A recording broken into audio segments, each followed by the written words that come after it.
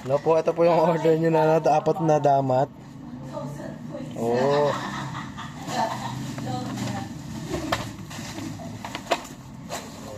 Tulungan nyo muna ako maglakot dito. Ito na. 1,000 points ka pa dyan, ha? Ako na nga nag-off kanina eh. Si Bros dalawa na. Pangit, siyempre nag-ano ko, mag-DIY si Sir dyan. Hinahaba yung tatlong legs.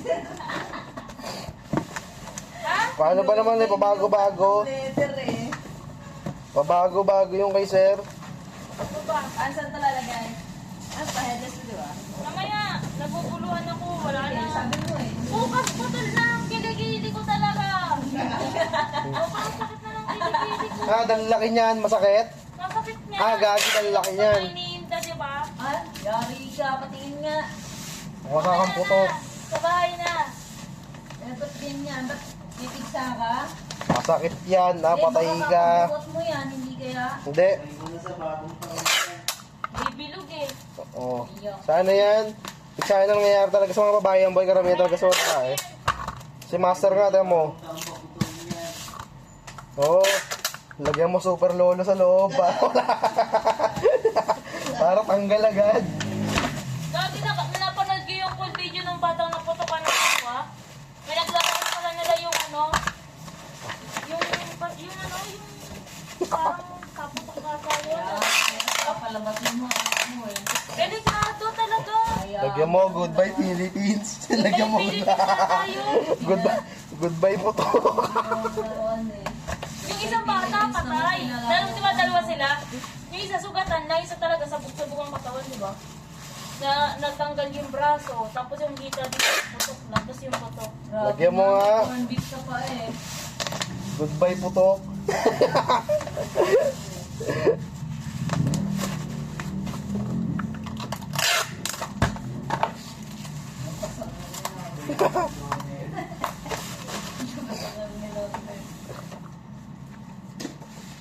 Labas ang pip gear eh.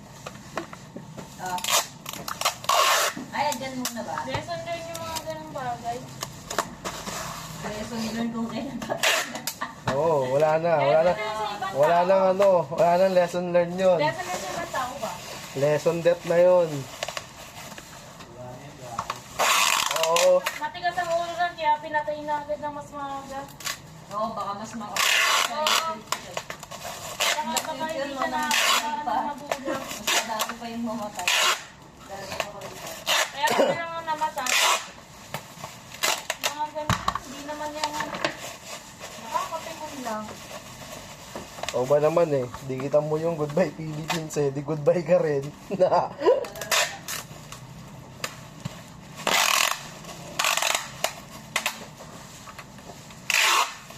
Hindi ka maginata magulang yun oh. Ato yung anak mo. Wala na. Goodbye na. Ay, mga magulang na nagsusugal lang eh. Kasi kung naturuan yun ng ano, 5 years old, no? 5 years old lang yun eh. kung yun ay naturuan, hindi niya gagawin yun. Takot yun, may takot yun. Kaya isang taon. Kahit may 5 taon lang. May bantay ka ako. Kahit may 5 taon lang, kung naturuan niya ng magulang, matatakot yun. Hindi niya gagawin yun. Yun ang tamang disiplina.